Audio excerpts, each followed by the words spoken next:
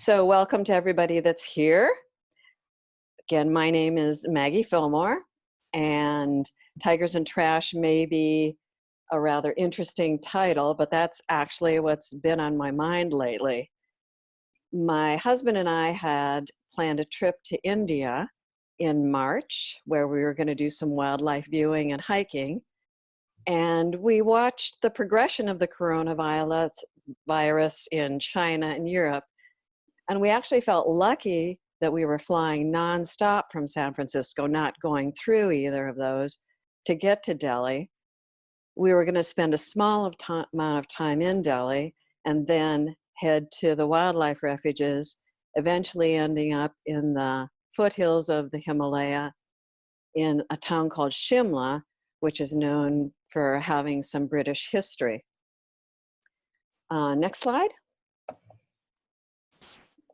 Oh, sorry. Oh, hang on. There. Sorry.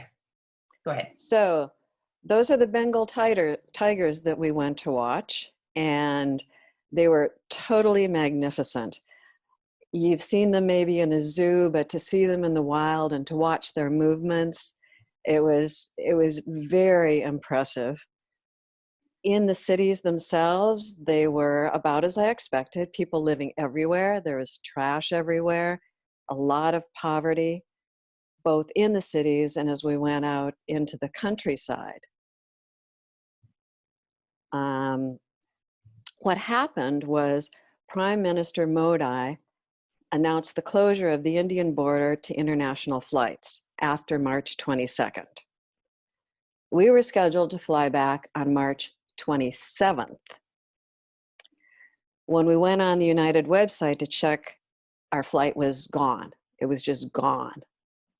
So after numerous attempts on the 800 line where we either got disconnected or never got picked up or couldn't get through, we just bought new tickets. And we came home the day before the border was closed. Luckily, we didn't have any mechanicals. We got on the flight, which was interesting because in the Delhi airport, you couldn't go in to buy a ticket because you couldn't get into the airport unless you had a ticket. And we ended up flying through Newark, which we didn't know was later going to become one of the hot spots. And it is delightful to be back home. My 14-day quarantine period is over tomorrow. We're feeling great. And I actually feel very lucky to be back here in Marin. So just sort of an update on what's going on in India is because Prime Minister Modi foresaw that the community transition of the virus was about to explode in this country.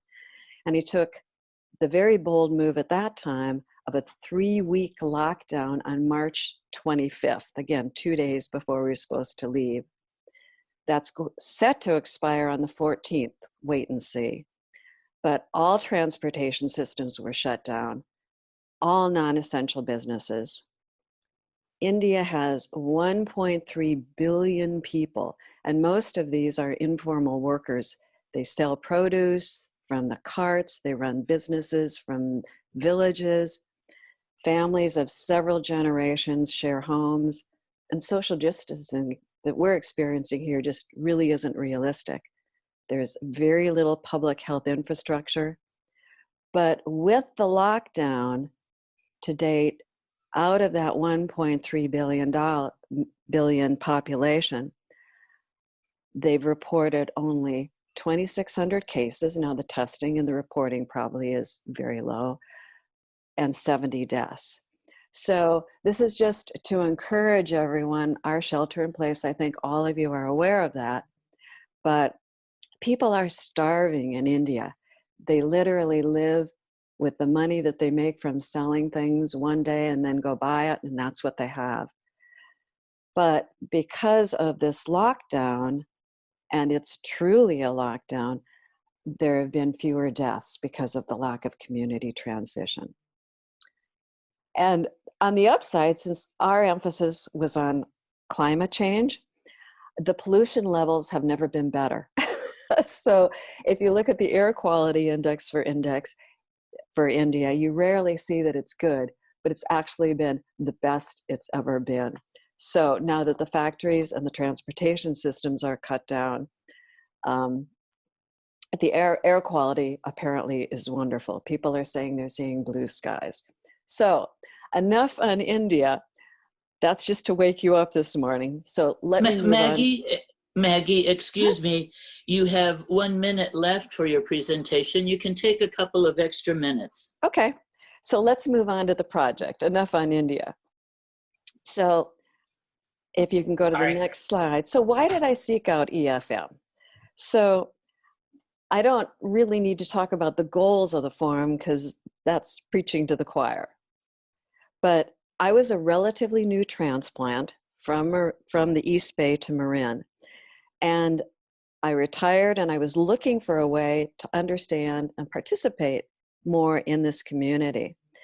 And the dual focus of the advocacy and the education that EM offered was what appealed to me.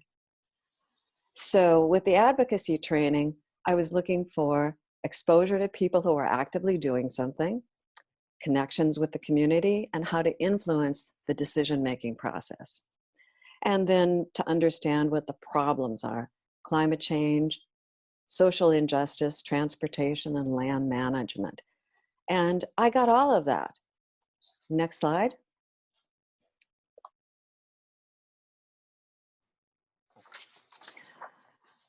However, I think you skipped a slide.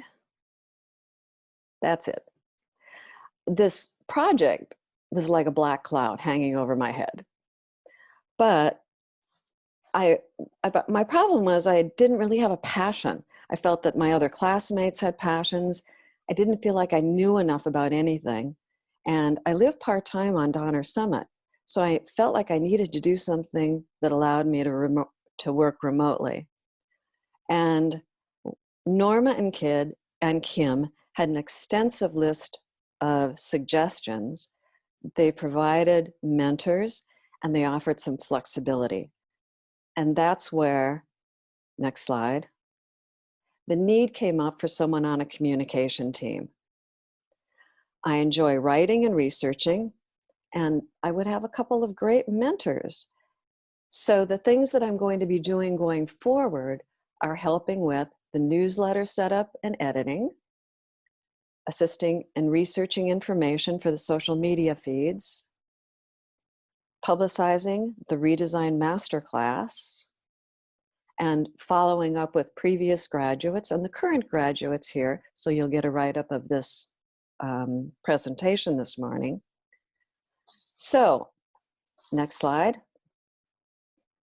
I'm going to start right here, right now, to borrow words of Greta and Fatboy Slim.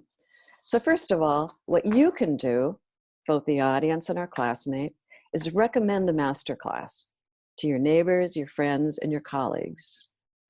Encourage attendance, and let's hope that we have the next community event on sea level rise and nature-based adaptation. So get that on your calendar for June 18th. And become a member, renew, upgrade your membership to the Environmental Forum. Next slide. So I'd like to thank you for supporting us. Thank you for being here. And thank you to my classmates for making this actually a very good experience for me.